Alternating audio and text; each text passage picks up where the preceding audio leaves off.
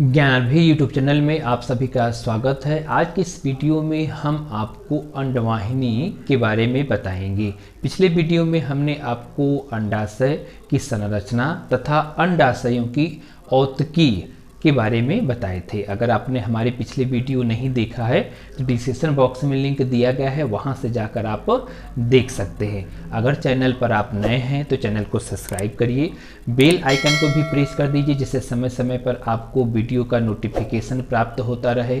Video को देखते समय उसे लाइक कर दीजिए, अपने दोस्तों में इसे शेयर कर दीजिए। आपके जो भी विचार होते हैं उसे कमेंट बॉक्स में लिखिए। तो हम देर न करते हुए हम अपने वीडियो को शुरू करते हैं। आप हमारे साथ बने रहिए। आज की इस वीडियो में हम आपको मादा जनन तंत्र के अंतर्गत, यानी आप ऐसे समझिए कि मादा जनन तंत्र के अंतर्गत जो विभिन्न अंग होते हैं उन विभिन्न अंगों के अंतर्गत पहले हमने आपको अंडाशय और अंडाशय की औतकी संरचना के बारे में बता चुके। और मादा जनन तंत्र के अन्य अंग है जिसको बोलते हैं फैलोपियन ट्यूब यानी अंडवाहिनी नलिका। तो आज इस वीडियो में हम आपको अंडवाहिनी नलिका के बारे में बताएंगे कि अंडवाहिनी नलिका की स्थिति क्या है और अंडवाहिनी नलिका की लंबाई कितनी होती है और अंडवाहिनी नलिका के कितने भाग होते हैं। ये सारी चीज़ें हम आपको अपने इस व्हाइट बोर्ड के माध्यम से समझाने की कोशिश करेंगे और एक फिगर के माध्यम से भी बताने की कोशिश करते हैं। तो आइए चलिए सबसे पहले हम आपको इसे लिखित रूप में बताने की कोशिश करते हैं और आप उसे देखिए, देखकर समझने की कोशिश करिए। हमारे व्हाइट बोर्ड पर लिखे गई जो चीज़ें होती है या सामग्री होती है, चाहिए तो आप उसे अपने नोट कॉपी पर इसे लिख सकते हैं और लिख कर जो होता है उसे आप अपने ज्ञान में वृद्धि भी कर सकते हैं। तो आइए चलिए हम सबसे पहले लिखित रूप में इसे बताते हैं। तो व्हाइट बोर्ड पर आप देख रहे हैं कि अंडवाहिनी, जिसे अंग्रेजी में फैलोपियन नलिका या ओविडक्ट और फैलोपियन ट्यूब के नाम से जानते हैं। अगर हम बात करें कि ये अंडवाहिनी, तो अंडवाहिनी एक जोड़ी अंडवाहिनी ये कहाँ खुलती है, यानी गर्भाशय से किसको जोड़ती है, अंडाशय को जोड़ देती है। अगर हम बात करें अंडवाहिनी का, तो अंडवाहिनी जो नलिका होती है अंडाशय को गर्भाशय से जोड़ देती है। अगर प्रत्येक अंडवाहिनी की बात करें, अगर हम आपको फिगर में दिखाएंगे तो फिगर में आप खुद ही देखेंगे तो उसमें पाएंगे कि अंडवाहिनी यहाँ पर 1 पेयर होती है। तो 1 पेयर में प्रत्येक अंडवाहिनी लगभग 10 से 12 सेंटीमीटर लंबी कुंडलित नलिका होती है। यानी आपको ये जानना है कि प्रत्येक जो अंडवाहिनी होती है 10 से 12 सेंटीमीटर लंबी और कुंडलित ये नलिका होती है। अब चलते हैं इनके भागों की तरफ। तो अगर हम देखेंगे कि अंडवाहिनी के निम्नलिखित 3 भाग होते हैं। अब यहाँ पर देखेंगे कि अंडवाहिनी के निम्नलिखित 3 भाग होते हैं। तो तीनों भागों को अगर हम क्रमवार देखते हैं तो प्रथम भाग का नाम है रोमाभिकीप और द्वितीय भाग का नाम है गर्भाशयी और तृतीय भाग का नाम है संकीर्ण पथ। यानी यहाँ पर आपको बी के रूप में यहाँ पर गर्भाशय इसके भाग को बताया गया है। एक बार फिर हम आपको बता देते हैं कि जो अंडवाहिनी है, अंडवाहिनी के निम्नलिखित 3 भाग होते हैं। प्रथम भाग का नाम है रोमाभिकीप, द्वितीय भाग का नाम है गर्भाशयी और तृतीय भाग का नाम है संकीर्ण पथ। तो अभी हम आपको ये स्थिति बताए कि जो अंडवाहिनी होती है ये किसको जोड़ती है, इसकी लंबाई कितनी होती है और इनके भाग कितने होते हैं। आइए हम लोग करते क्या है, एक फिगर के माध्यम से इसको समझने की कोशिश करते हैं। तो एक फिगर आप देख रहे हैं, तो इस फिगर में आपको यह एक मादा जनन तंत्र का एक स्ट्रक्चर दिखाई दे रहा है। तो मादा जनन तंत्र में जो स्ट्रक्चर दिखाई दे रहा है, तो इस स्ट्रक्चर में आप क्या पाएंगे कि ये जो नलीनुमा संरचना दिख रही है इसे अंडवाहिनी कहते हैं। और अंडवाहिनी जो ये झालरदार है और यहाँ से एक अंडाशय की स्थिति जुड़ी हुई है। तो ये भी नलिका, यानी एक साइड भी नलिका ये भी है, तो यानी ये 1 पेयर अंडवाहिनी हो जाती है।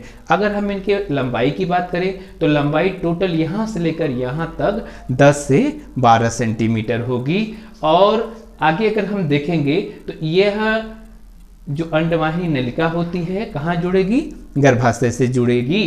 तो अब आप ये समझ सकते हैं कि अंडवाहिनी वन साइड यानी 1 पेयर होती है। तो चलते हैं हम इनके प्रत्येक भागों की बात करते हैं कि इनके प्रत्येक भागों की स्थिति क्या है। तो चलिए प्रथम भाग की बात करते हैं। तो प्रथम भाग को हमने बताया रोमाभिकीप। देखिए ये प्रथम भाग है, इस प्रथम भाग को हम लोग नाम देते हैं रोमाभिकीप। अब रोमाभिकीप को हम लोग समझ लेते हैं कि रोमाभिकीप की स्थिति किस प्रकार की होती है। तो आइए हम बोर्ड के माध्यम से इसको समझते हैं। तो आप यहाँ पर देख रहे हैं कि रोमाभिकीप या इनको बोलते हैं इनफंडिबुलस के नाम से भी जानते हैं। तो रोमाभिकीप का ये पूरा भाग रोमाभिकीप की होती है। तो आइए रोमाभिकीप को देखिए। यह कौन रोमाभिकीप, ये अंडवाहिनी का चौड़ा, ये देखिएगा ये अंडवाहिनी का चौड़ा तथा कीपनुमा प्रारंभिक भाग होता है जो अंडाशय से जुड़ा रहता है।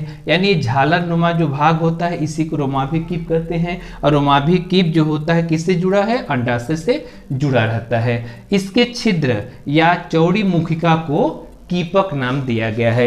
इनके जो यहाँ पर छिद्र होते हैं तो ये कैसा होता है, यानी चौड़ा होता है, मुख जैसा होता है, इसका नाम यहाँ पर रखा गया है, कीपक कहते हैं। अब इसी कीप के किनारों पर अगर देखा जाए तो यहाँ पर कीप नुमा संरचना ये बनाया हुआ है। तो इसी कीप के किनारों पर अंगुलियों के समान, आप देखिए यहाँ पर कि कीप के किनारों पर अंगुलियों के समान अनेक उभार होते हैं। यानी यहाँ पर क्या है, अनेक उभार यहाँ पर दिखाई दे रहे हैं, अनेक उभार यहाँ पर दिखाई दे रहे हैं, जिन्हें हम लोग क्या नाम देंगे, झालर या फिब्री कहते हैं। ये अंगुलियों जैसे उभार होते हैं इसलिए इनको नाम झालर या फिब्री कहते हैं। अगर हम इन भाग मतलब इस भाग की बात करें तो इस भाग से 10 सेंटीमीटर लंबी, यानी इसी भाग से 10 सेंटीमीटर लंबी जो अंडवाहिनी होती है प्रारंभ होती है। यानी इसी भाग से अंडवाहिनी 10 सेंटीमीटर लंबी प्रारंभ होती है। जब ये प्रारंभ होती है तो करती क्या है, जो अंडोत्सर्ग के समय, यानी जब अंडों का उत्सर्जन होगा, अब अंडों का उत्सर्जन कहाँ से होगा, अंडाशय से होगा। तो अंडों का उत्सर्जन के समय अंडाशय से निकले अंडाणुओं को यह ग्रहण कर लेती है। यानी यहाँ पर आप ऐसे समझिएगा कि अंडाशय से जो अंडाणु निकलते हैं और जब निकलते हैं तो ये क्या है, यह इसे ग्रहण करने में मदद करती है। आगे देखेंगे रोमाभिकीप के बारे में कि रोमाभिकीप आगे चलकर अंडवाहिनी में एक चौड़े भाग में खुल जाता है। यानी ये कह रहा है कि रोमाभिकीप आगे चलकर, अगर देखिएगा ये आपकी रोमाभिकीप है, आगे चलकर एक चौड़े भाग में, ये है चौड़ा भाग, एक चौड़े भाग में खुल जाता है। और जिस चौड़े भाग में खुलता है उसे नाम क्या दिया गया है, तुम्बिका, यानी एम्पुला कहते हैं। जिस चौड़े भाग में खुलता है उसका नाम क्या है, उसका नाम है तुम्बिका, यानी एम्पुला कहते हैं। यहाँ पर देख लीजिए कि रोमाभिकीप आगे चलकर अंडवाहिनी में एक चौड़े भाग में खुलता है जिसे तुम्बिका या एम्पुला कहते हैं। तो अभी आपने अंडवाहिनी के प्रथम भाग को देखा, प्रथम भाग का नाम है रोमाभिकीप। अब चलते हैं द्वितीय भाग की तरफ, और द्वितीय भाग का नाम क्या है, गर्भाशयी भाग कहते हैं, या इसे फैलोपियन ट्यूब या फैलोपियन नलिका के नाम से जानते हैं। चलिए तो पहले इसे हम देख लेते हैं। तो देखिए गर्भाशय या फैलोपियन नलिका क्या है, तो फैलोपियन नलिका जो होती है यानी यह रोमाभिकीप के पश्च क्षेत्र से प्रारंभ होती है। कौन, गर्भाशयी जो नलिका होती है रोमाभिकीप के पश्च यानी पीछे वाले क्षेत्र से प्रारंभ होती है। और इसकी आंतरिक दीवारें, अगर हम बात करें इनकी आंतरिक दीवारें, तो इनकी आंतरिक दीवारें कैसे होती हैं, संकुचनशील होती है, यानी कॉन्टेक्टाइल होती हैं, यानी संकुचनशील होती हैं। जब संकुचनशील होती है तो इसी भाग में क्या होता है, तरंग गति होती है। और इसी भाग में जब तरंग गति होने के कारण जो गर्भाशयी नलियों में अंडाणु आगे की ओर बढ़ जाते हैं। यानी यहाँ पे ये देखिएगा कि यह जो नलिका होती है, यह नलिका क्या करती है, संकुचनशील होती है। जब संकुचनशील होती है तो इसी में जो अंडाणु होते हैं वह आगे बढ़ते हैं, और जैसे ही वह आगे बढ़ते हैं इस भाग में निषेचन की क्रिया संपन्न होती है। तो आप ऐसे समझ लीजिएगा कि अंडाशय से जो अंड का निर्माण होगा, अब ये अंड का निर्माण होगा तो ये क्या करेंगे, जो कीपनुमा संरचना होती है इसको, यानी कीपनुमा संरचना से फिर ये आगे बढ़ेंगे। और जैसे ही आगे यानी अंडवाहिनी में बढ़ते हैं तो यहाँ पर यानी जो आपका अंडाणु वाला भाग है, तो इसी में या कह सकते हैं इसी भाग में निषेचन की क्रिया संपन्न होती है, यानी अंडवाहिनी में ही जो है निषेचन की क्रिया संपन्न होती है। तो अभी हम लोग जो है अंडवाहिनी के दो भागों को देख लिए। प्रथम भाग का नाम है रोमाभि, द्वितीय भाग का नाम था गर्भाशयी नलिका। चलते हैं तृतीय भाग की तरफ, और तृतीय भाग का नाम है संकीर्ण पथ। देखिए एक चीज आप ये समझ लीजिएगा कि ये जो पूरा भाग होता है, ये पूरे भाग को हम लोग अंडवाहिनी नलिका कहते हैं। और अंडवाहिनी नलिका अब जहाँ खुलती है तो ये भाग को गर्भाशय वाला भाग कहते हैं, लेकिन गर्भाशय से पहले एक संकीर्ण पथ होता है जो अंडवाहिनी और गर्भाशय को जोड़ देता है। तो हम लोग संकीर्ण पथ की बारे में बात करेंगे कि संकीर्ण पथ है क्या। तो देखिए संकीर्ण पथ को अंग्रेजी में इस्थमस कहते हैं, और यह अंडवाहिनी का अंतिम सिरा होता है। ये जो अंडवाहिनी होती है, इस अंडवाहिनी का यह अंतिम सिरा होता है। जो अंतिम सिरा होता है खुलता कहाँ है, तो ये जो गर्भाशय होती है इसी में जाकर यह खुल जाता है। जब ये गर्भाशय में खुलता है तो करता क्या है, यह अंडवाहिनी का लगभग 1/3 भाग होता है। यानी आपका जो ये संकीर्ण पथ है, या यहाँ पर देखिए फिगर में जो संकीर्ण पथ है, ये अंडवाहिनी का 1/3 यानी 1/3 वाला भाग है। 1/3 भाग है, और इसमें एक सकरी अवकाशिका होती है, यानी इसमें एक सकरी छोटी अवकाशिका होती है जो गर्भाशय को जोड़ देती है।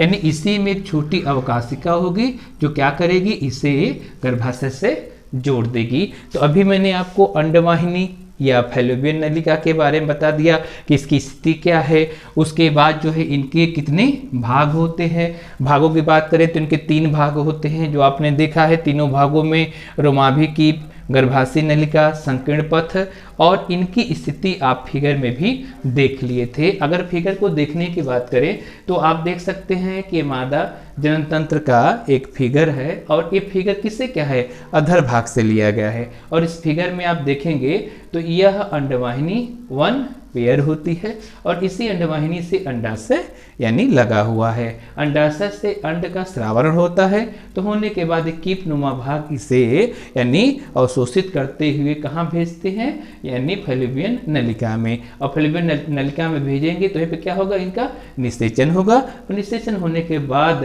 धीरे गर्भाशय में इनको ट्रांसप्लांट कर दिया जाता है। तो हमने आज बात किया आपसे अंडवाहिनी के बारे में। अगले वीडियो में हम आपको गर्भाशय यानी बच्चादानी के बारे में बताएंगे कि मादा में गर्भाशय की स्थिति क्या है, या उसे बच्चादानी भी कहते हैं, इसकी स्थिति क्या है, इसका स्ट्रक्चर क्या है, इसके बारे में हम आपको बताएंगे। तो अब हम आपसे अगले वीडियो में मिलेंगे जिसका नाम है गर्भाशय। तब तक के लिए आप सभी को धन्यवाद।